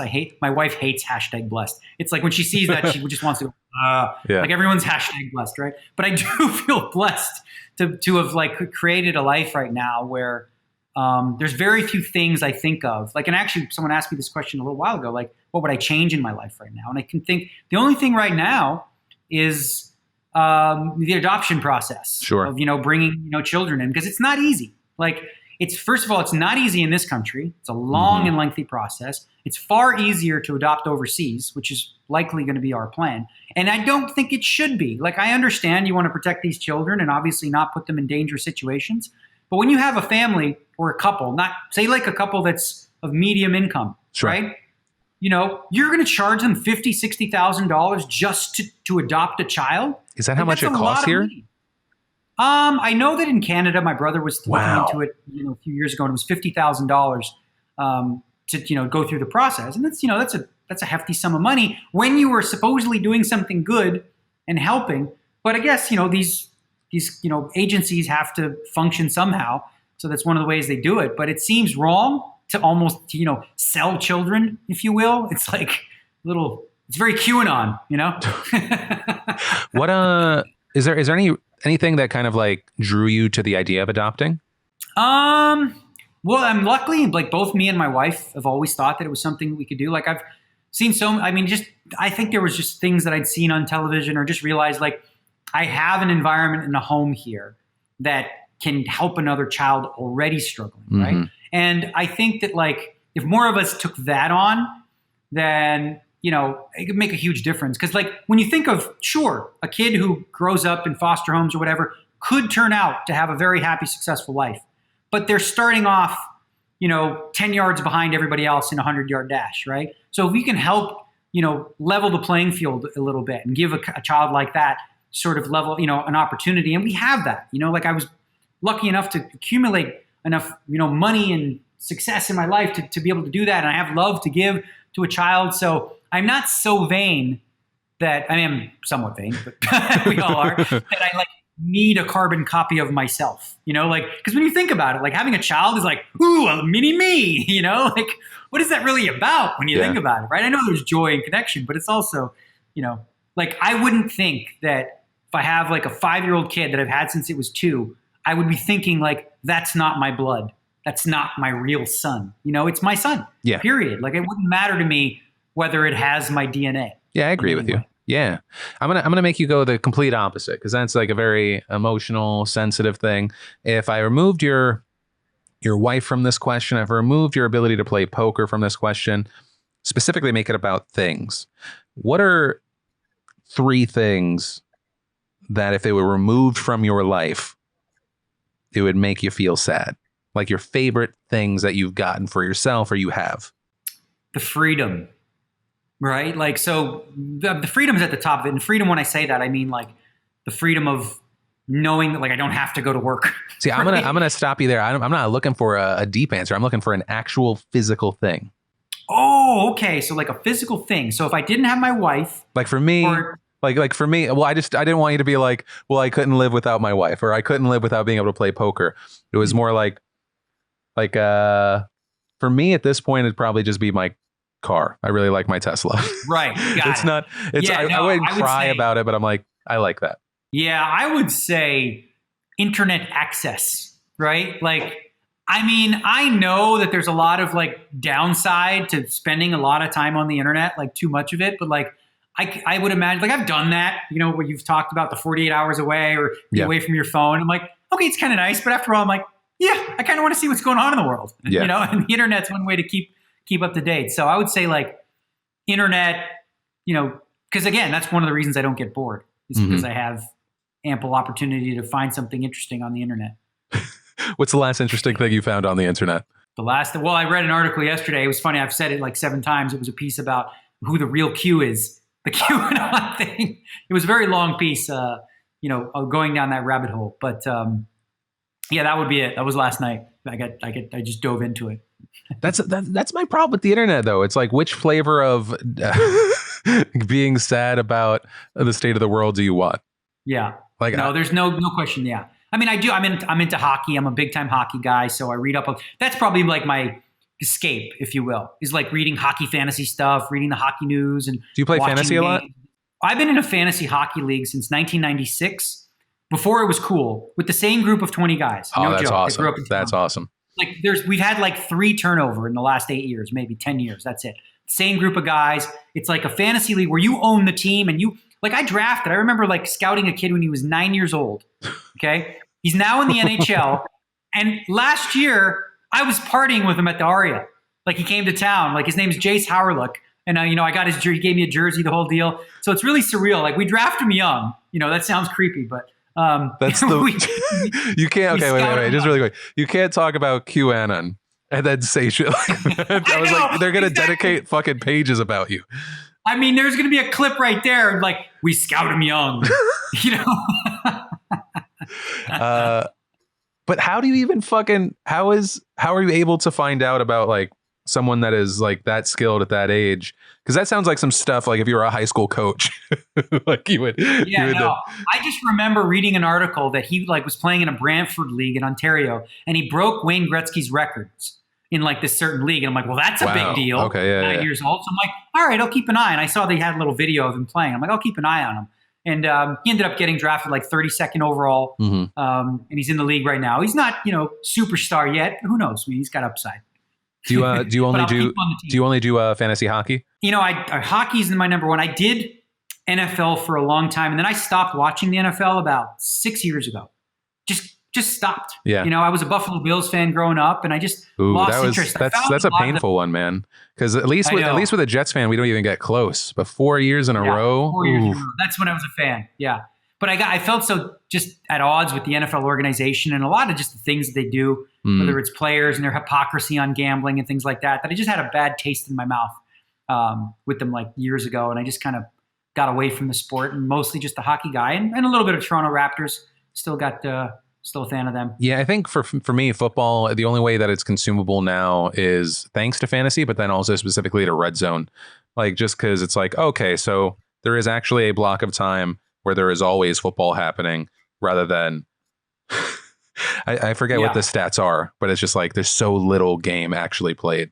Like footballs, I think like there's a lot of, you know, sports that don't transfer to television as well. NFL, I think, is like the number one. Like if you go to an actual football game, it's like without the commentators and all that kind of stuff, you like miss a lot. Like you just see guys like roll around, they fall down, you know, whatever. But like I think the contrast to that, the best sport live, I don't know if you've ever been, versus TV is hockey. Oh, 1,000%. 1,000%. Yeah. Especially for non-hockey fans. Like you watch it on TV and you're like, huh. But when you're there and you hear the sounds and the crunching and all energy, that, it's just it's so different. I mean, I've only probably gone to maybe 7 hockey games my entire life, but it's one of the few sports that obviously there's a slight difference, but like being kind of high up or close to the glass is relatively the same in my experience. Obviously, there's something about seeing someone get fucking slammed up against the glass. There's that. But like when you go to a football game, it's such a big, massive field. When I watched the Rams play last season, you end up like kind of look at a number of times looking at the fucking screen when they're near the end zone if you're at like the 50-yard line. So yeah, but I got my Buffalo Bills story because we went to one game once. We drove from Toronto to the Buffalo Bills game, and it happened to be the coldest day of the year. It was like minus 70 wind chill factor, right? Like the seats were freezing, and like to go to the bathrooms were frozen broken. So literally everybody was outside of the bathrooms pissing on the ground and like standing in 4 inches of just urine. It was so Buffalo in like a lot of ways. That's very Buffalo, yeah. Well, I was going to ask, I was like, has the Bills Mafia always been insane? See, because I'm growing up in Toronto, like the part of the reason I became a Buffalo Bills fan is I think it's because it's so close to Toronto and they always showed the Buffalo Bills games, on TV there. So that's kind of how I had an affinity. Like if you actually go to Buffalo Bills games, you'll see a lot of Toronto fans at the arena. And I think they were having some of the games in Toronto. Like they'd have like one game a year. Recently they had it in Toronto. Yeah. So, okay. So kind of going back, do you gamble on sports at all? I do. Like I was gambling on hockey the last couple of years. I did a lot when I was much younger, on all the sports, and I've been doing hockey. I've been throwing a little on the golf tournaments and stuff like that because I'm into golf and stuff. So, but I never win a bet in golf. Like I just never win. No matter, like I should just post my picks in golf and you just bet the other side and you will just destroy. See, I think I've lost like the last 14 bets. Golf's one of those games that I can 1,000% understand why you would enjoy playing it. Like once things calm down, I actually want to start getting lessons. And it came from doing 9 holes with a buddy with no lessons and then going to like a Top Golf one time. And I was like, oh, this would be amazing. Like I get to just be outside for several hours, but I have a built-in hatred for NASCAR and golf because I had a stepfather that's all he fucking watched on the weekends. And one of the benefits is that we would play chess during it. So I got to at least learn something. But worst television sports. I don't know if it's changed, but I hate it. Well, here's the thing. First of all, NASCAR, we're same boat, obviously. Okay. But here's the thing. If you start playing golf more regularly and learn more about the trajectories and the swing speeds and all these kind of things, and the broadcasts now, they are much more advanced. Like when they hit the ball, they'll show like in the top right screen, you'll see like a red arrow showing you exactly where the ball is going and things like that. So the broadcasts are much more advanced than they were. But I think it's a question of like, once you learn how to play the sport better, you have a deeper appreciation for like what they're doing. Like hitting it out of the rough. It's like, okay, big deal. But like, if you know what it's like to do that and how hard it is, you have, it's a lot more fun. And like on a Sunday when it's close and there's like a lot of pressure and this guy needs to make this putt, there can be drama there. And I think, again, if you play for a year and you get decent at golf, try watching golf again. I bet you might start to go, I don't know. Especially if you bet on it. I mean, God, if you bet on it, now you're in. Yeah, that would probably hook me. Yeah, I think also one of the appeals is that it looks like it's a sport that you could play till you're like 75, and you're like, yeah, that's fine. Just walk. Yeah, there's a lot of golf courses. They have this thing where they'll put a plaque up of you if you do it, and it's called shooting your age, right? So like par for a course is 72 typically, right?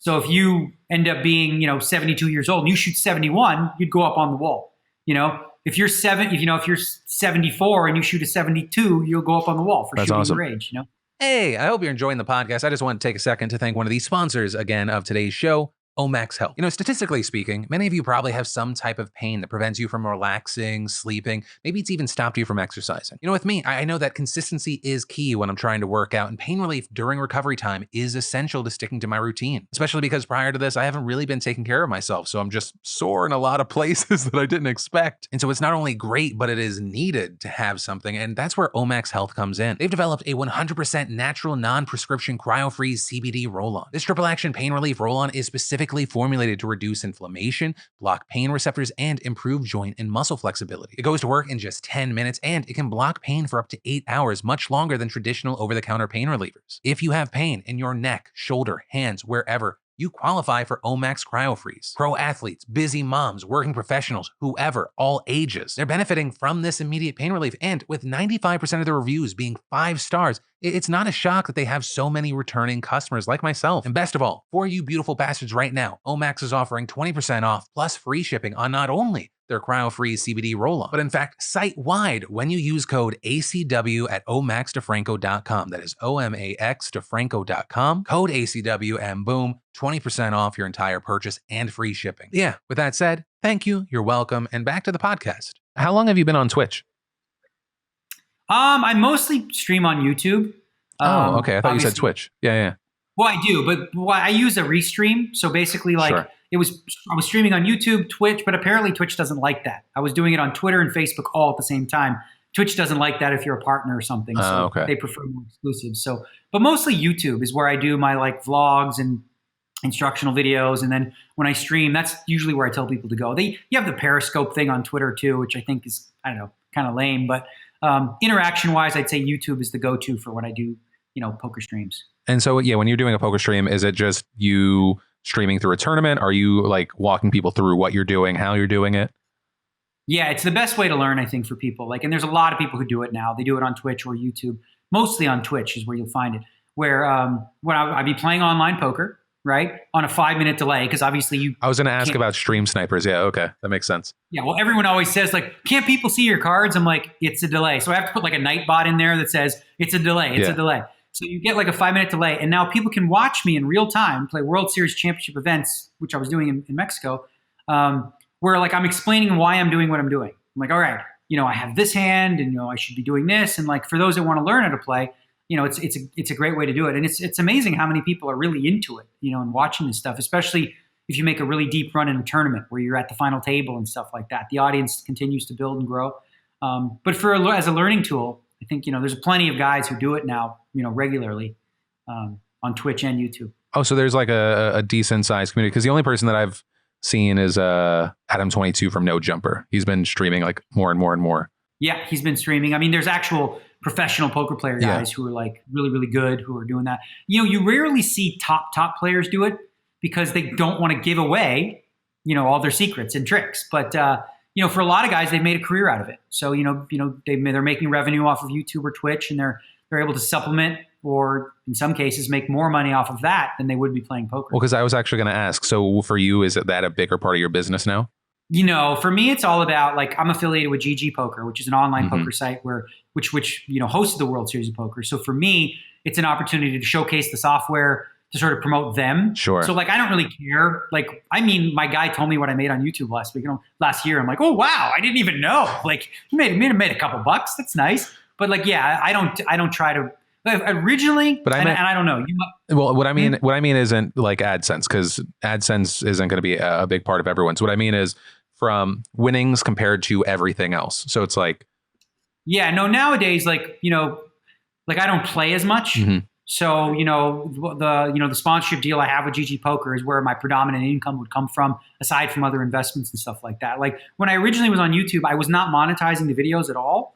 But then actually, and you might know better, but like I was told that the algorithm promotes videos that do monetize more than the ones that they don't. That's what I hear. They deny it, but it feels like it. It feels like it's so impossible to figure out the algorithm, and also even more impossible to find out, like, because I've had a couple videos that were like got strikes or something, like were pulled, and I'm like, why? Like, and they're like, because of this. I'm like, well, which part of it? Like, how do I know? Like, it was a 20-minute video. You want me to guess? Like, I'd watch the video going, what was it? But often, the algorithm, it's such a difficult job. And you know more about this than I do, to try to police all this stuff. But sometimes the algorithm just like incorrectly flags stuff. Yeah. And then you have to go through the process of like, man, well, this really sucks. Luckily, I've reached out to a couple people there that usually can handle it pretty quickly. But it's got to be difficult when you make content. You make a video, people love it, and then all of a sudden it gets pulled, and you're like, but I don't know why. Like, I don't know what I did. Yeah, I mean, it's something that it at this point, it almost borders on story selection, because we're just like, okay, this story is going to be really hard for us to cover without YouTube killing it. And it's not like it's an anti-YouTube story or something like that. It's something that, like, important, but it involves violence. And because if you ask like a person at YouTube, like, what about the algorithm? They have ideas, but a lot of them don't know, like, because a lot of, what's been put into place is machine learning. Like, the system's trying to figure out how they can keep you more addicted to the site, stay on. And so, like, you can say general things like, well, if the video is long, right? Or when there was that whole time where it was like, well, the video is long, it's going to do better. But it's not that. It's do you have a kind of content that is bingeable, right?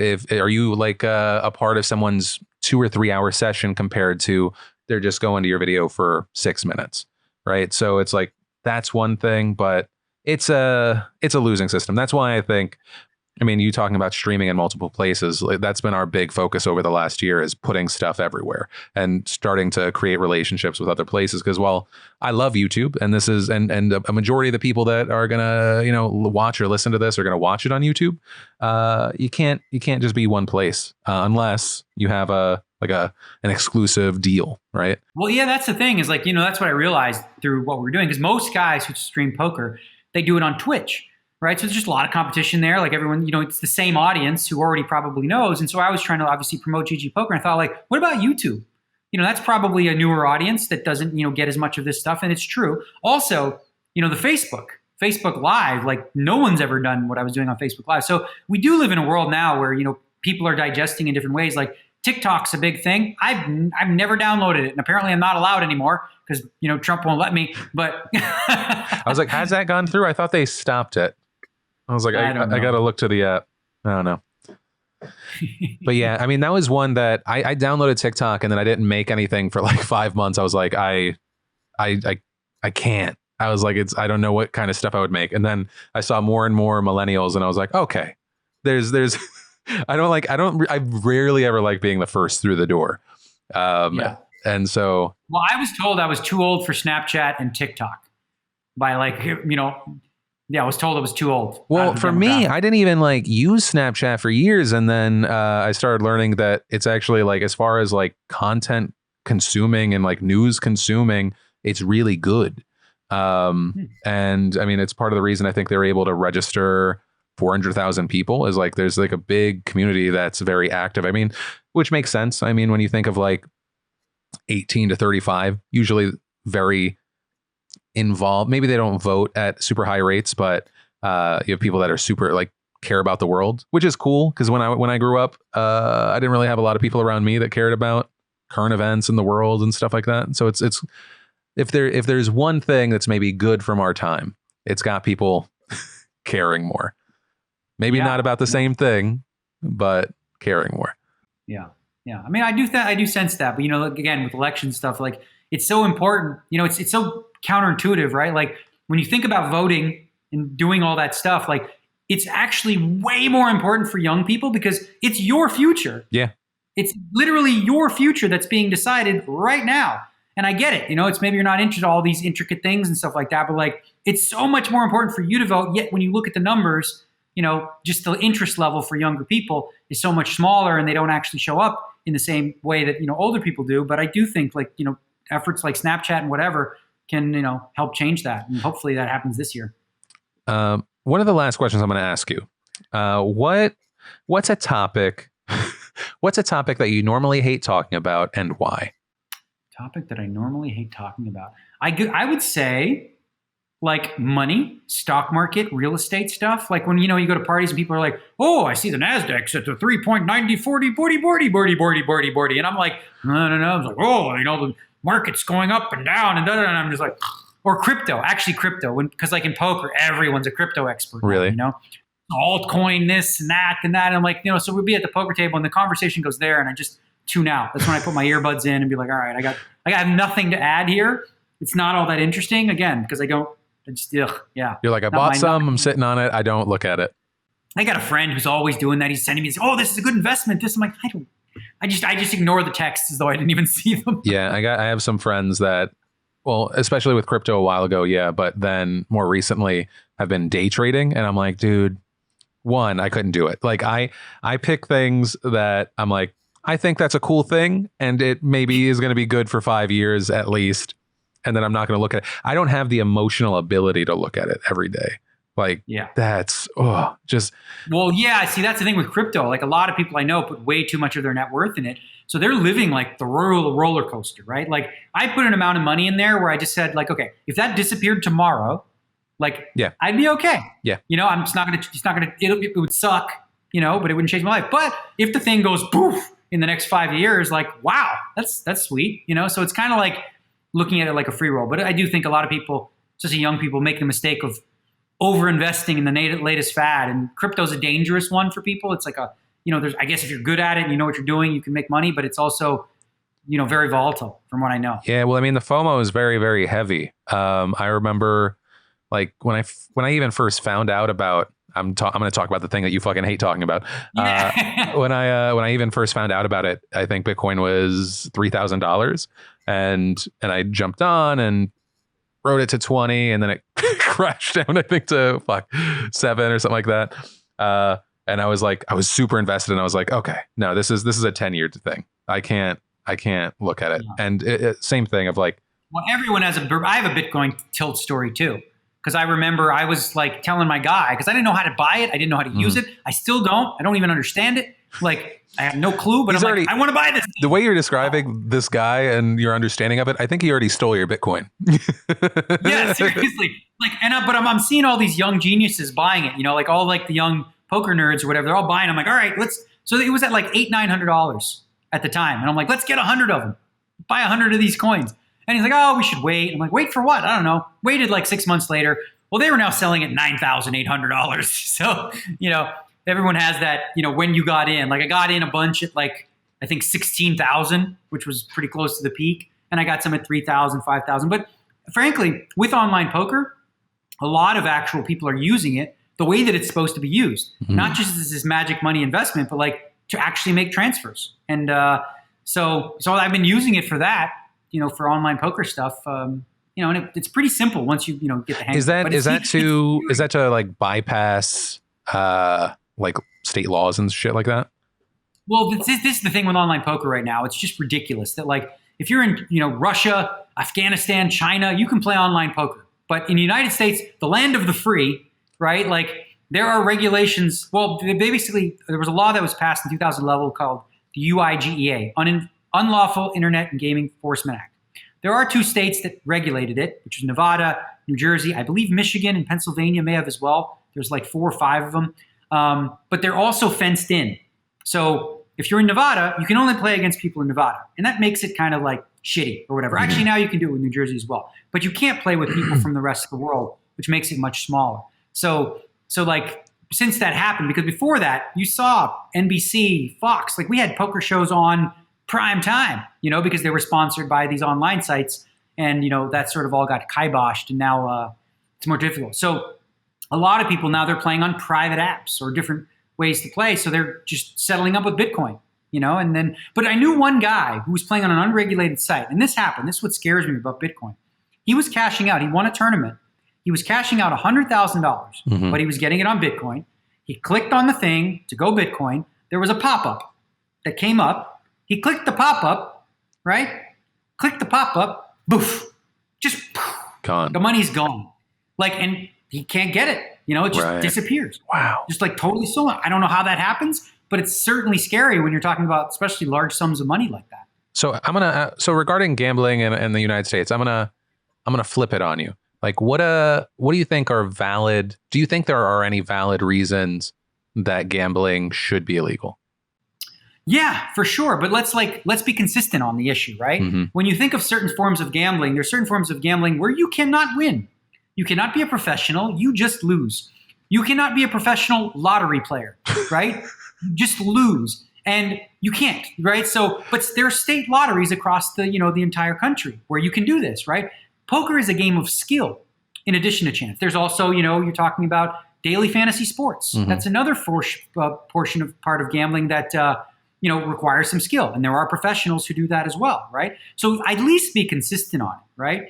I do think regulation would be beneficial to each state who chooses to. Like if you look at what happened in Colorado with the marijuana boom, like they made a lot of extra money. Like if California were to move towards regulating online poker, that's like a steady chunk of money that currently is going to unregulated sites that isn't protecting your consumers, going to, Europe and different places when you could just regulate the thing because it's so silly to have a rule or a law against something that's unenforceable because people are going to do it anyway. They're just going to do it in an unregulated manner. So why not just regulate it across the board? Do you think that we'll see it? Do you think in like the next 20 years we'll see nationally legal gambling? I think so. Like I've gone to Sacramento. I've talked to a lot of different politicians. And the issue is like, first of all, they don't really get it. They don't understand it all that well. And secondly, on their priority list of things to do, they've got, okay, 50 hours a week raising money, right? 4 hours a week, address issues that my constituents care about, right? And online poker doesn't rank quite high enough. But it's one of those no-brainers. Andrew Yang was like the only candidate who actually said like, well, we can chew gum and walk at the same time. And he's like, well, yeah, this is just stupid. This doesn't make any sense. It should be regulated. There's like no reason it shouldn't be. And the government should, take a piece of the pie. Like it's rare that companies are like, hey, government, we'd like to give you money. Can we please give you some money? And they're like, nah, we're good. Thanks. Just so bizarre. Yeah, that's so weird. Hey, so I've had you now for almost 2 hours, so thank you for the time. I usually end these with like, if there's a piece of advice for someone listening right now, it could be someone that was in a similar kind of like setting as like you as a young man, or anyone in their everyday. Do you have any kind of advice for anyone? I do have one. I have one thing, and you can call it new agey, cockamamie, but it won't hurt you one bit, and it's worth giving a shot, right? Okay. I've done this at several points in my life. Well, specifically with my wife, right? I have a lot of friends who say, I want to be in a relationship, right, with a woman. I'm like, okay, great. What are you looking for in a woman? And they're like, I want her to be really fit. I want her to be very health conscious. I want her to go to the gym. I want her to, like be really hot, right? And then I look at him, and I'm like, okay, so you are 150 pounds overweight, right? You do not take care of yourself and your hygiene, but you want this woman to, right? Okay, fine. Now ask yourself this question. This woman who cares about her own health and likes to go to the gym and do yoga and all these kind of things, what do you think she might be looking for in a partner, right? Maybe somebody with similar interests. So, I framed it in a tweet that didn't come out well, but like, if you're looking for somebody, right, ask yourself, what does she, think about like what kind of things might she be looking for in a person? And then ask yourself if you're that person, and if not, is that person that you kind of want to be? So another way, but that's just one way of thinking. But so I wrote out with my wife, like literally before we got married, specific details of what I was looking for in a woman, what a perfect day would be like. I've also done that in other aspects of my career and my life. Like, so specifically, I would say like in 5 years or 10 years, what is your perfect vision for your dream life? Very detailed. Like, what do you do the first thing you wake up in the morning? What does your day look like? Where do you go to work? What kind of car do you drive? Where do you live? How much money do you make? What do you have? What is your days like? Like, get as detailed as possible. Write it out. Just do it as an exercise, right? Put it away. You don't have to look at it again or whatever. But it's at least now you're clear on what your vision is. Because too often I think we go through our life and we go through the motions of just wake up, go to the shower, brush your teeth, not thinking about anything you're doing. You're just doing, and your day goes by. But having a clear vision of like what you'd like to see happen, I think puts you, more likely on the path of getting there. Not that you are necessarily, but I don't know. I don't see any downside to doing it, so give it a shot. Yeah, no, it's the difference between wanting something and like even just having like I'm here, this is where I want to go kind of game plan. I also love what you said about relationships, because it's like thinking of, I guess it's pretty accurate, thinking of who you would want as a consumer. What do they want? Like, how would you market and sell to them? Yeah. I love that. Exactly, right? Yeah, in a sense, right? But because a lot of people was like, they took my tweet wrong because they thought they're saying, I'm not going to change who I am. I'm like, well, I wasn't saying, you want the person to love you for who you are, but like, be the best version of yourself, and you're more likely to get this dream person that, wants to, engage with you. Oh yeah, dude, I could see 240 characters. You trying to get that across? It did not work. It failed miserably. I tried, and oh my God. Yeah. They're like, did you just call me lesser? You just say I suck at life? You're fat shaming. That's what I got. I was like, no, I didn't do any of that. Oh, shit. Well, dude, thank you so much for the time. It was cool to actually like chat. I know that we've DM'd here and there over the years. But yeah, thank you for the time, man. It was fun, man. I've always been a big fan of your stuff. I honestly feel like, the way that you've delivered the newsy type things has been like real and honest. And I feel like you reach a demographic of people that normally wouldn't watch, the local news. And, what you do is awesome. You make a big difference in the world. Thank you. Thank you. I try to tell myself that to keep doing it.